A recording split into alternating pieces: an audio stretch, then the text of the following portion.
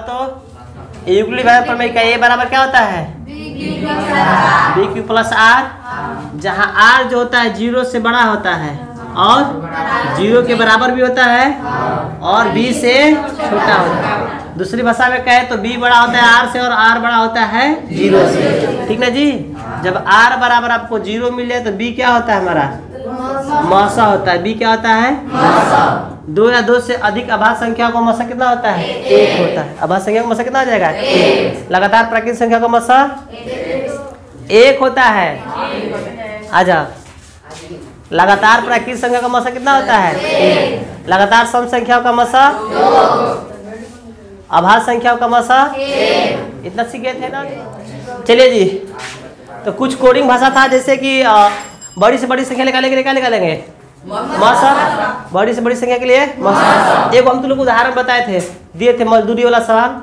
उसमें सवाल दिया था कि मजदूर का एक दिन का अधिकतम मजदूरी बताए, तो उसके लिए क्या निकालेंगे हम लोग मौसा। और एक अभी सवाल हम लोग बनाए 1.1 में कि कौन सा सवाल था वो, स्तंभों की अधिकतम संख्या बताए, है कि नहीं, कि स्तंभों के अधिकतम क्या निकालना है हमें संख्या निकालना है। ठीक ना जी। तो जहां अधिकतम संख्या पूछेगा उसके लिए क्या निकालेंगे हम लोग मौसा, और न्यूनतम के लिए या कम से कम कहेगा तो भी हम लोग क्या निकाल देंगे लसा। ठीक ना जी। इतना समझ गए थे। अगर कोई व्यक्ति वृत्ताकार पथ पर चक्कर लगाए और पूछे कि तीनों एक साथ कब मिलेंगे या कितने घंटे बाद मिलेंगे, तो उसके लिए भी क्या निकालते हैं हम लोग लसा की मौसा लसा ना जी। इतना सीख गए थे। चलो अब इसको मिटा देते हैं। अब हम लोग देख लेते हैं किसको 1.2 को। पहला सवाल कितना दिया है बोलो तो। पहला का पहला 140 का भाज्य गुणनखंड निकालना है ना। 2 से 70, 2 से 35, 5 से हो तो 170 बराबर क्या लिखा है तुम लोग 2 पर घात 2, 5 गुणे 7, ये हो गया 140 का। दूसरा कितना था 156, तुम लोग बना लिया होगा। 2 से कितना आया है 2 से आज 3 दूना के 6 39 आ जाएगा। 13 तिया 39, तो 156 बराबर क्या लिखा हुआ तुम लोग 2 पर घात 2, 3 गुणे 13 हो जाएगा। 2 पर घात 2 होगा, ये गड़बड़ हो गया थोड़ा सा। अगला बोलो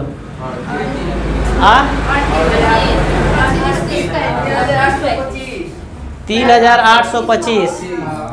एक एक लोग बोलिए, ज्यादा हो जा रहा है। 3825 कितने से निकाले तुम लोग 3 एकम 3 और 3 दूना के 6, 3 7 21, 3 5 15। ठीक ना।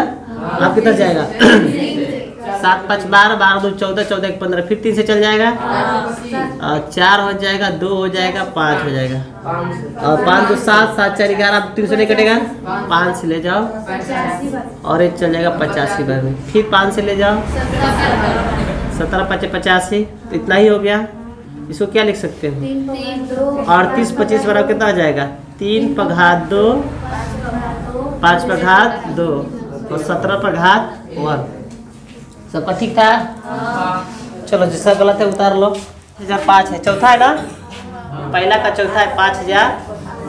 इंक थोड़ा सा नहीं चल रहा है, देख लेना वीडियो में लौक रहा है कि नहीं। पहले 5 से निकालो, कितना हो जाएगा 5 एकम 5 0 0 1। अब 7 से निकालो, 7 एकम 7, ठीक ना जी, 7 चौ 28 और 7 के 21।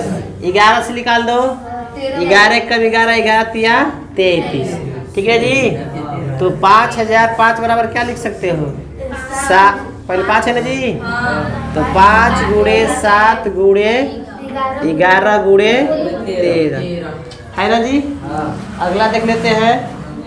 अगला है 74 29। कितना है 74 29, कितना से निकाले हो डायरेक्ट 17 से जाता है 400, इसके बाद डायरेक्ट निकाल दो 19 से, कितने बार में जाएगा 23 बार। ठीक ना जी। 74 29 बार कितना आ जाएगा 17 गुणे 19 गुणे 23। अगला है कुछ हो? अगला देखिए सवाल क्या कह रहा है। अगला सवाल कह रहा है कि पूर्णांकों के निम्नलिखित युग्मों के एचसीएफ और एलसीएम ज्ञात कीजिए। आपको लसा और मसा निकालना है और साथ में आपको क्या करना है, जांच भी करना है कि दो संख्या का गुणनफल बराबर क्या होता है, लसा गुणे मसा। ये दिया हुआ इंडिकेट आपको, लेकिन हालांकि हम लोग पहले ही से जानते थे कि दो संख्या का गुणनफल बराबर क्या होता है। ठीक है, इस बात को हम लोग पहले ही से जानते हैं कि पहली संख्या ये हो और दूसरी संख्या क्या हो, बी हो, तो यह जो होता है लस यानी एलसीएम गुणे एचसीएफ के बराबर होता है। ठीक है ना जी, पहली संख्या गुणे दूसरी संख्या बराबर लसा गुणे मसा। तो इसी को हम लोग को क्या करना है, बनाना है। तो सबसे पहले दिया था 26 और 91। कितना दिया था? दूसरा का पहला सवाल ना,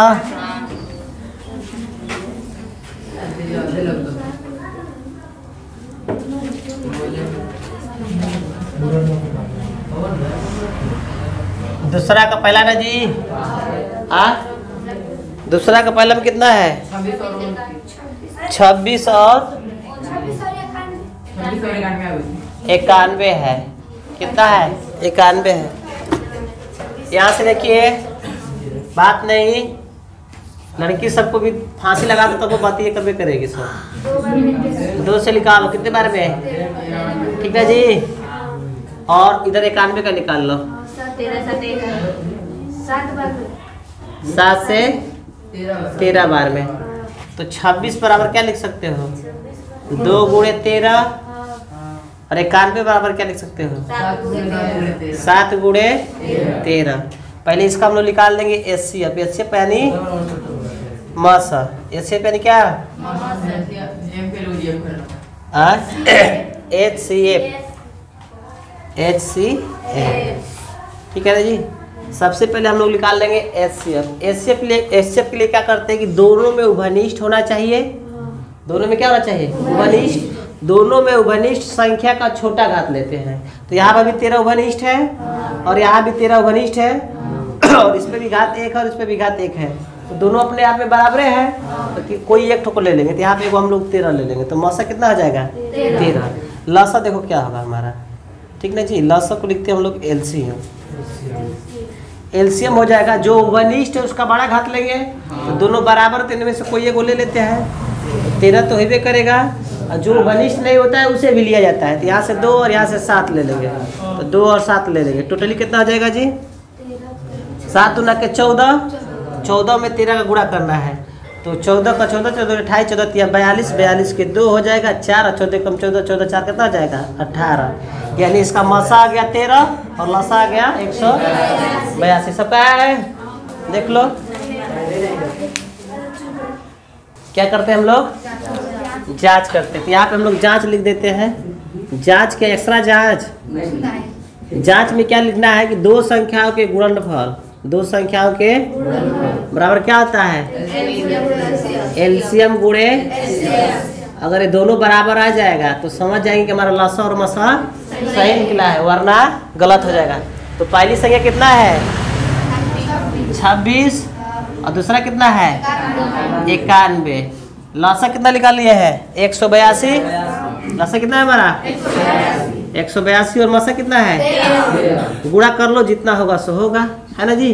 13 दूना के 26 के 6 हाथ में लगा दो, है ना, और 13 8 है 104, 104 और 2 106 हो जाएगा, और हाथ में लगा 10। 13 कम 13, 13 10 23। इसका मतलब कि इधर भी वही आने वाला है। गुणा करके देख लो तो थोड़ा सा, ठीक ना, गुणा करके देख लो। ये हो गया साबित हमारा। क्या हो गया, जांच करके दिखाना था, ठीक ना जी। जांच की है ना, यहाँ पे प्रूव्ड भी लिख सकते हो, चाहे छोड़ सकते हो, ठीक है। ये हो गया, गुणा करके देख लो, उतना ही आएगा।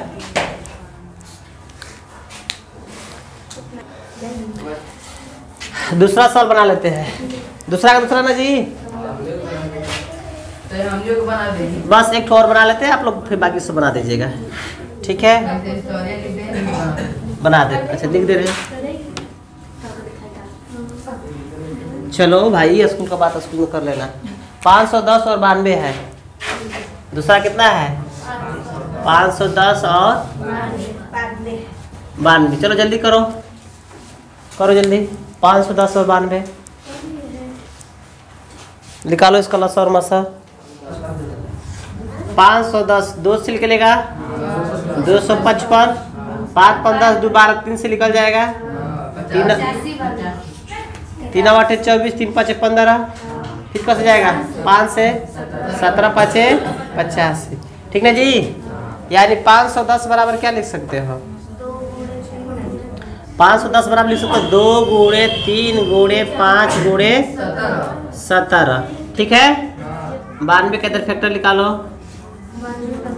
2 से 46, 23, बस नहीं कटेगा। तो 92 को क्या लिख सकते हो? 2 पघा 2 गुणे 23। तो पहले निकालेंगे हम लोग क्या? जुकाम हो गया। HCF यानी मासा। तो मासा के लिए दोनों संख्याओं के अभाज्य गुणनखंड में उभनिष्ठ संख्या का छोटी घात लिया जाता है ना जी। इस संख्या का अभाज्य गुणनखंड ये है, 92 का नीचे वाला है, और दोनों में क्या उभनिष्ठ है? 2। तो 2 का सबसे छोटी घात लेना है। तो यहाँ पे 2 पर घात 1 है और 2 पर घात 2 है, तो किसका घात छोटा है? 2 पर घात 1 का ना, इसलिए मासा हमारा हो जाएगा 2 पर घात 1। 2 पर घात कितना? 2 पर घात 1 यानी कि 2। मासा कितना हो जाएगा? यहाँ पे लसा नीचे नहीं दिख रहा तो लोगों को, पीछे वाले लड़कों को नहीं दिख रहा है ना। लसा यहाँ निकाल देते हैं, ठीक है जी। लसा यहाँ निकाल देते हैं, एलसीएम यहाँ निकाल देते हैं। तो एलसीएम के लिए क्या करते हैं कि दोनों संख्याओं में उभनिष्ठ बड़ी घात, दोनों संख्याओं में उभनिष्ठ बड़ी घात। तो 2 पर घात 2 ले लेंगे। 2 पर घात कितना ले लेंगे? 2। इसके अलावा लसा में जो है जो उभनिष्ठ है उसका तो बड़ा घात लेवे किए हैं, साथ में जो उभनिष्ठ नहीं है उसको भी ले लेते हैं।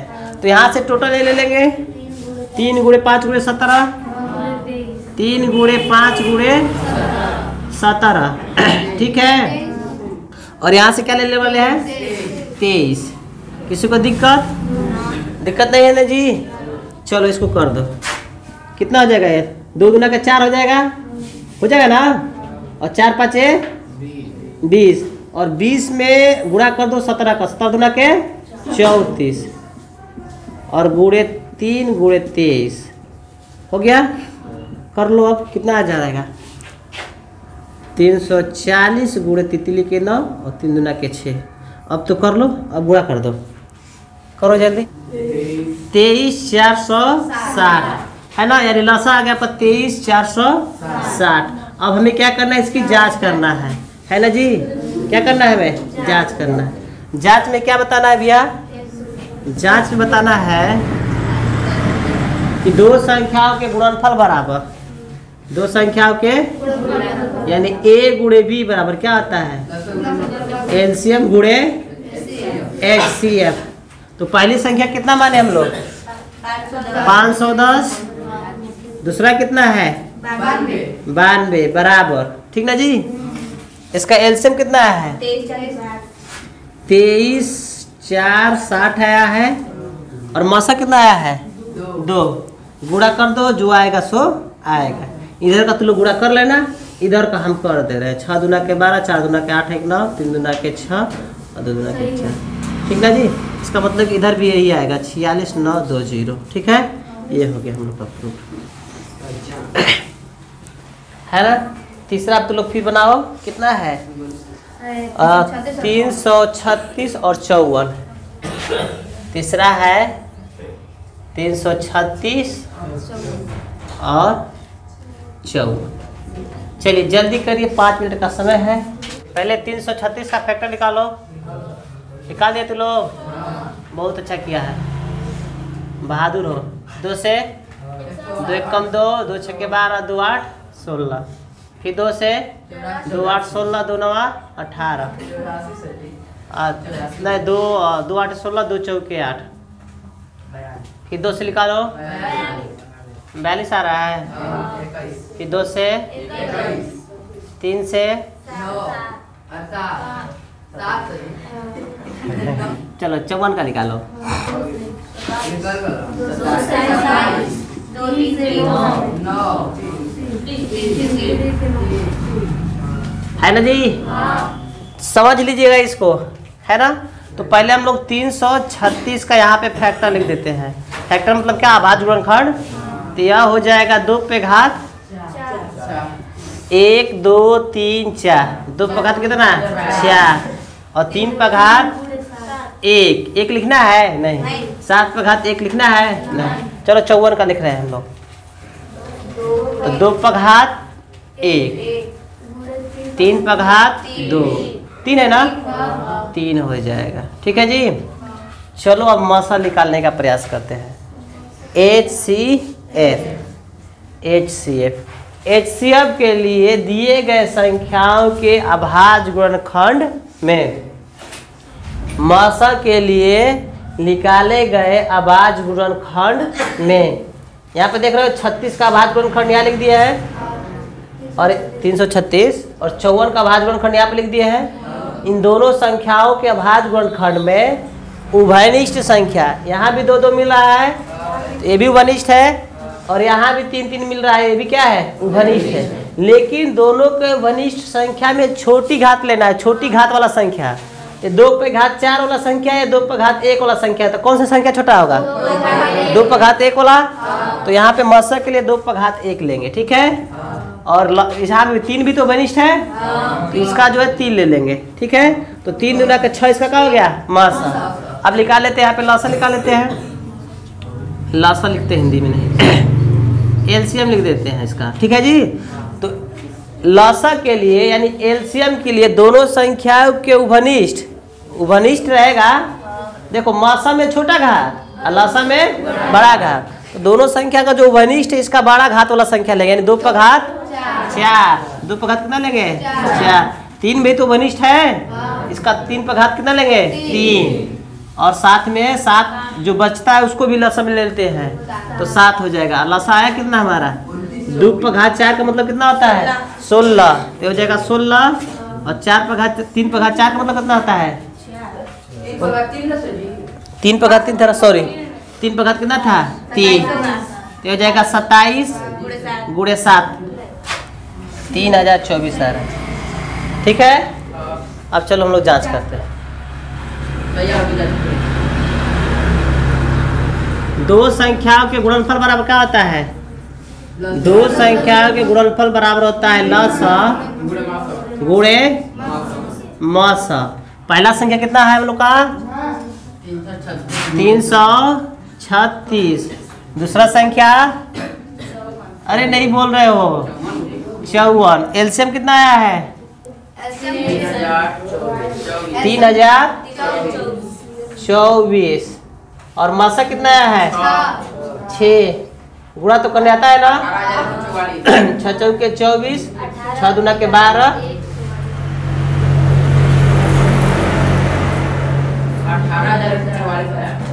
18, 6 चौके 24, 2 हो जाएगा, 6 दूना के 12, 2 14 हो जाएगा। ठीक है।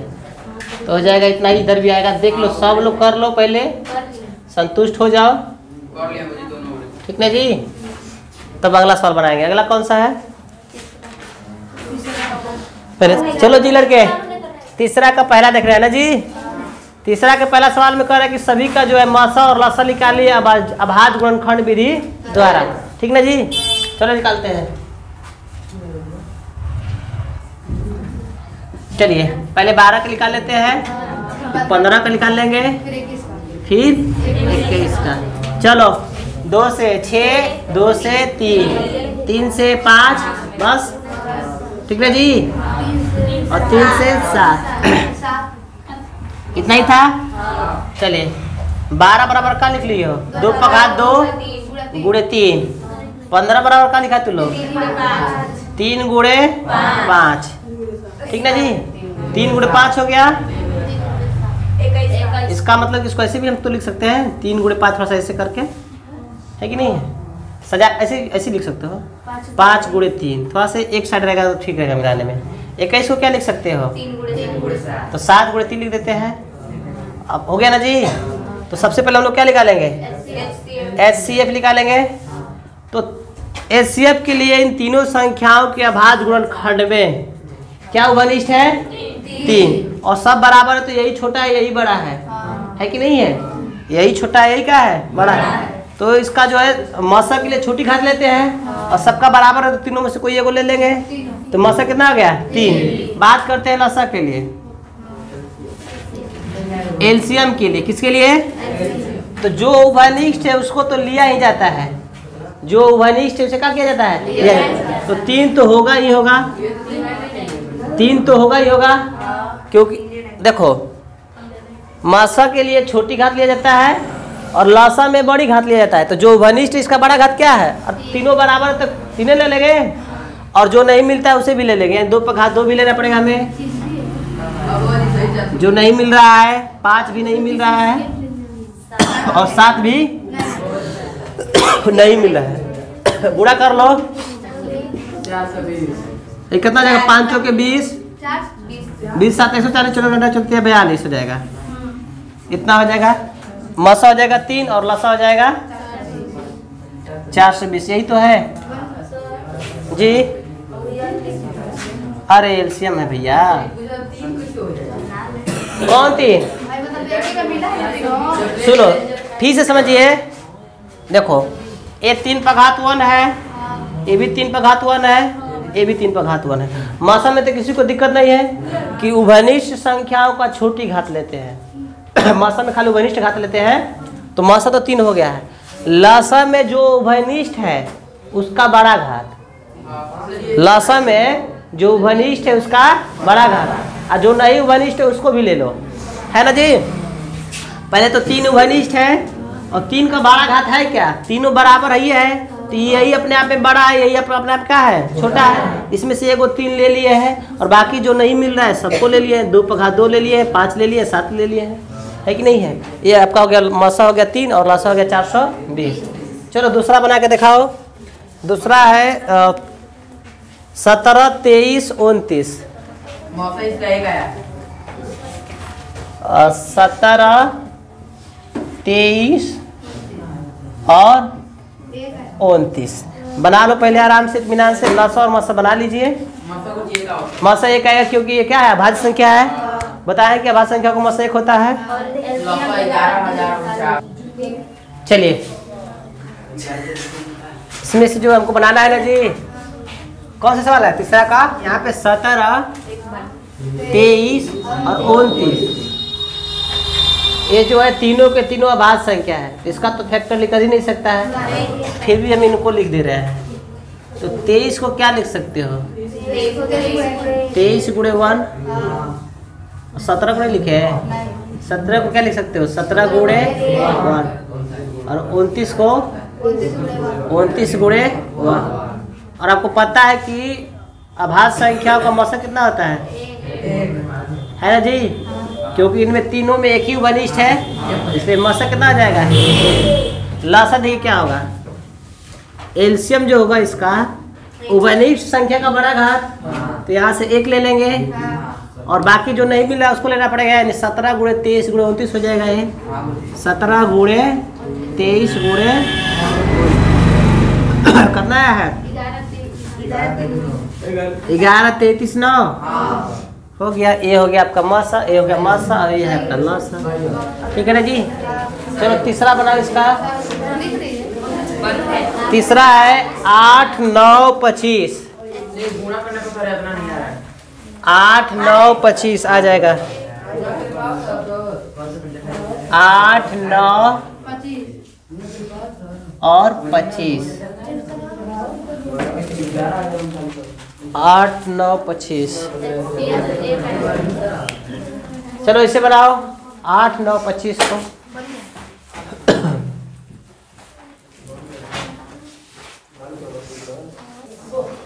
चलिए